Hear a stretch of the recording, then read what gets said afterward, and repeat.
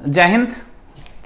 कल हमने arithmetic progression शुरू किया था, फर्स्ट एक्सरसाइज कंप्लीट की थी। ठीक है, आज आगे कंटिन्यू करते हैं उसी को।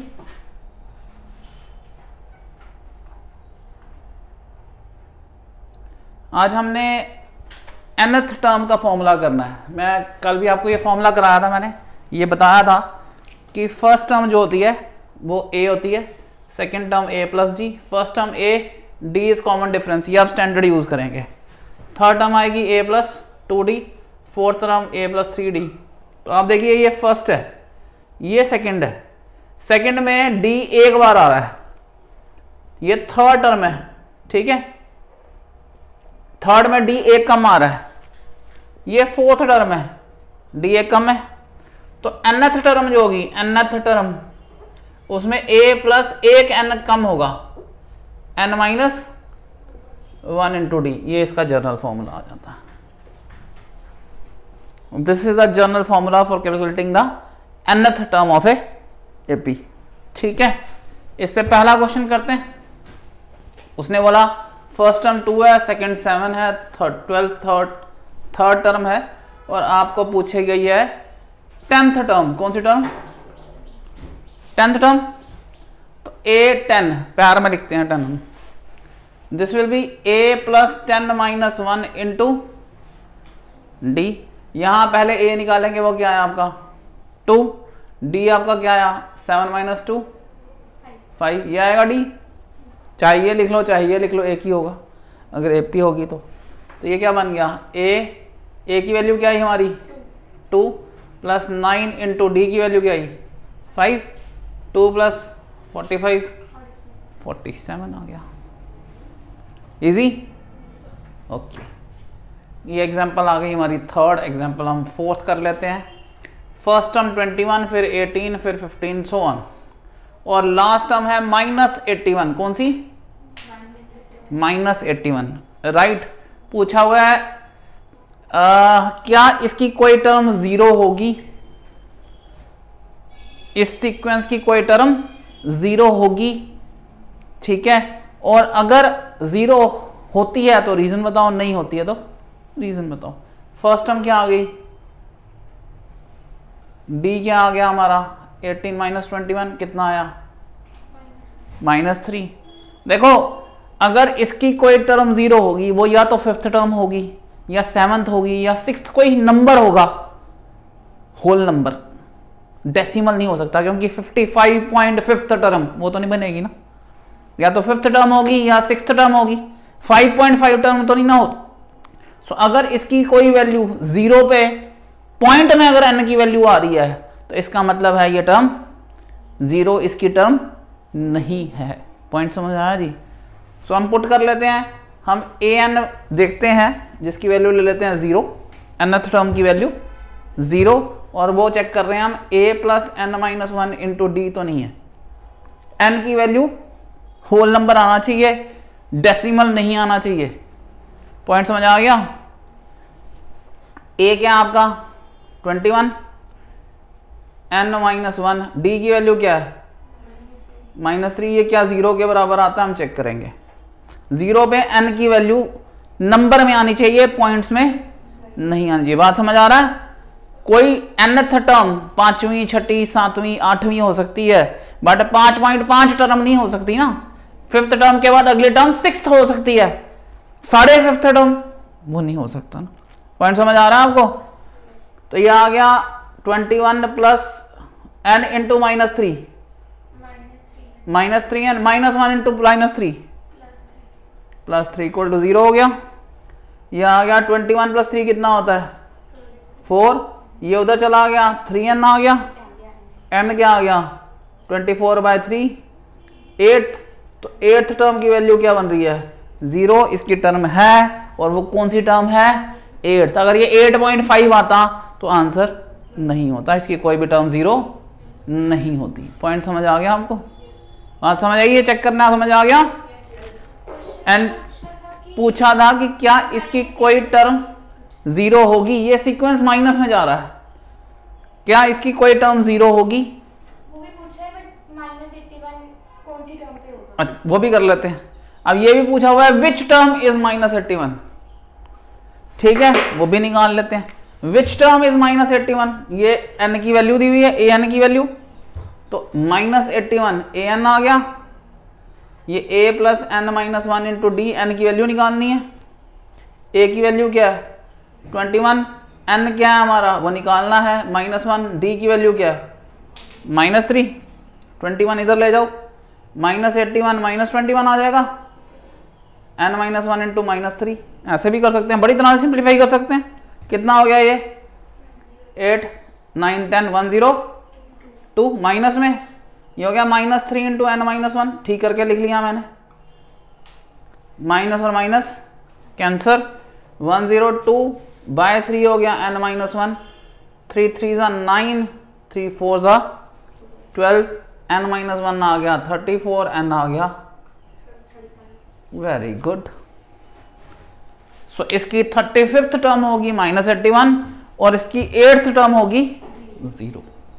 हम बोर्ड के इतने पास होते हैं कि इस ब्राइट लाइट की वजह से ना कई बार हमें आधा क्वेश्चन पढ़ा नहीं जाता है, वो वर्ड्स बड़े ब्लर से होते हैं, दिखते नहीं, तो मुझे असिस्ट किया करो और कोई छूट जाए तो बता देना सर ये भी पूछा हुआ है, ठीक है, राइट, रब कर दूं, ओके।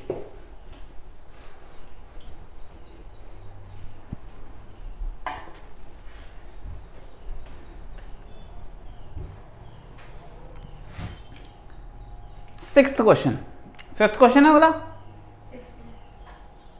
ये वाला है ना, fifth, okay, let's do the fifth one. Determine the AP whose third term is 5, third term, इसको मैं लिख सकता हूं a plus 3 minus 1 into d, a plus 2d, मैंने a को फर्स्ट टर्म ले लिया, d को कॉमन डिफरेंस ले लिया, ये लिखना है, let the first term is a and d is the common, लिखूं मैं ऊपर, समझ आ रहा है, मैं आपको असिस्ट कर रहा हूं, पूरा लिख के नहीं दे रहा हूं, ये आ गया आपको। सो a प्लस 2d की वैल्यू कितनी दी हुई है, थर्ड टर्म इज 5, ये आ गई फर्स्ट इक्वेशन। अगला क्या बोलता है, a सेवंथ टर्म हो गया a plus 7 minus 1 into D, a plus 60, और इसकी वैल्यू क्या दी हुई है 9। दो इक्वेशन हो गई, linear equation in two variables. Elimination method सिखा दिया मैंने, a plus 60 equal to 9, minus कर लूं या 2d माइनस 60, 5 माइनस 9 -4, -4 कट गया, 4/4 कट गया, 1 आ गया, d क्या आ गया हमारा 1। अब किसी भी इक्वेशन में डाल दो, इधर डाल दो फर्स्ट में, इधर डालोगे तो क्या बनेगा, a plus 2 into 1 equal to 5, a plus 2 equal to 5, a equal to 3 आ गया हमारा, a 3 आ गया और हमारा d 1 आ गया, गॉट इट।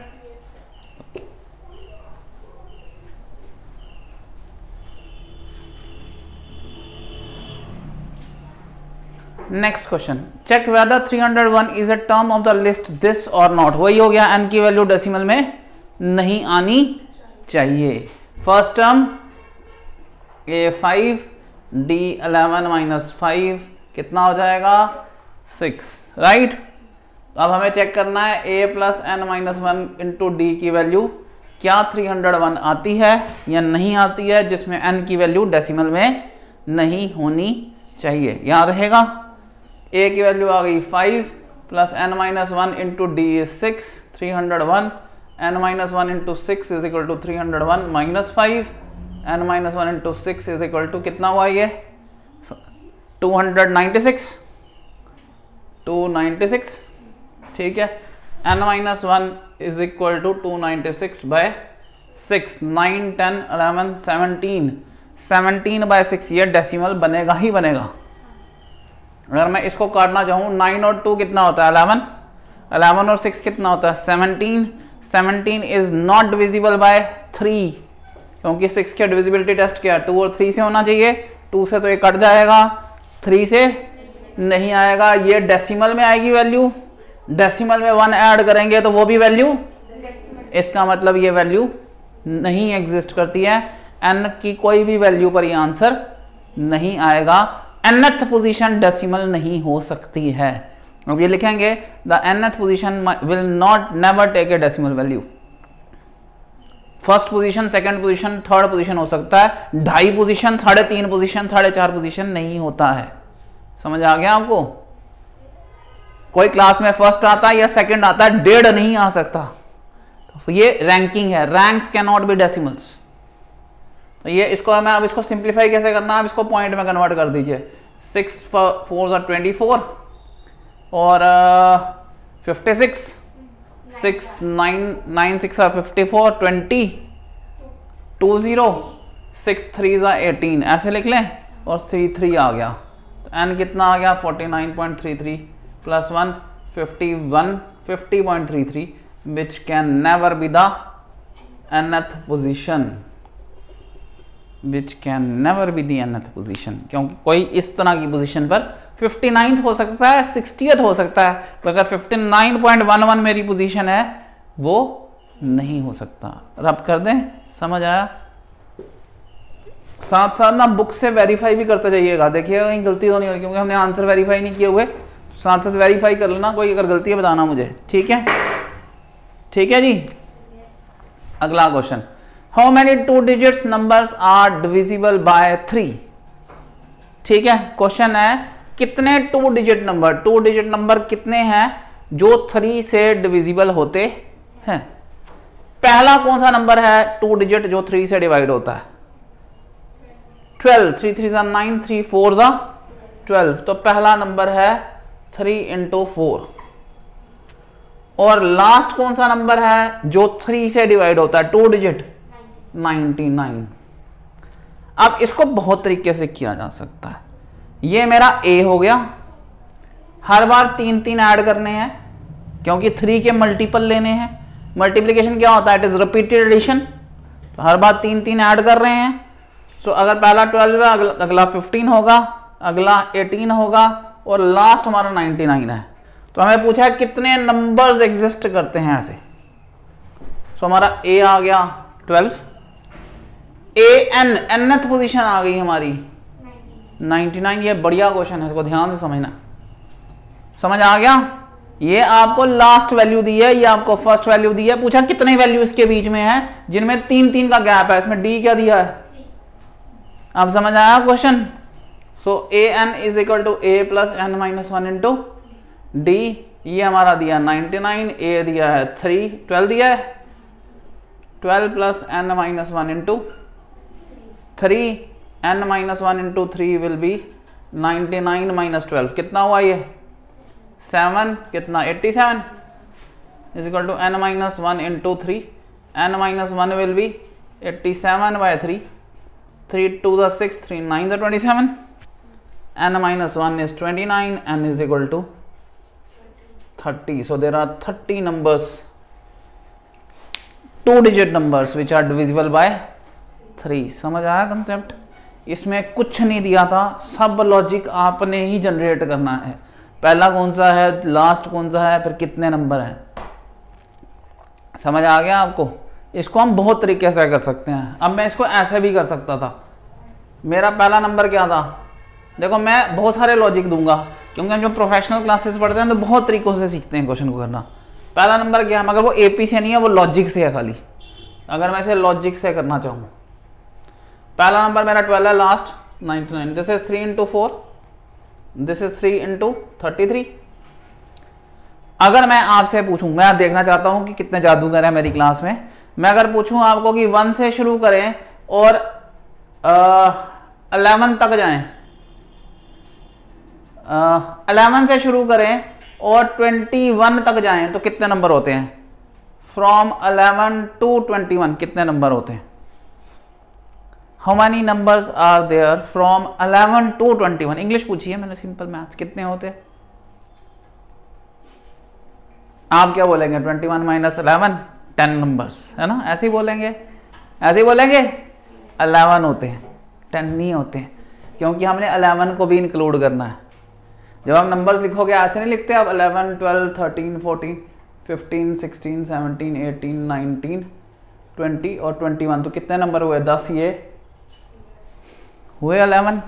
सो अगर मुझे ये नंबर भी इंक्लूड करना है तो हमेशा क्या करना है?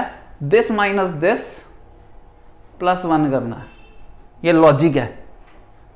अगर हमेशा फ्रॉम से टू तक जाना हो, so this position minus this position plus 1 position चाहिए, तो it will be 33 minus 4 plus 1, तो कितने बन गए 30, यहां भी 30 निकले थे।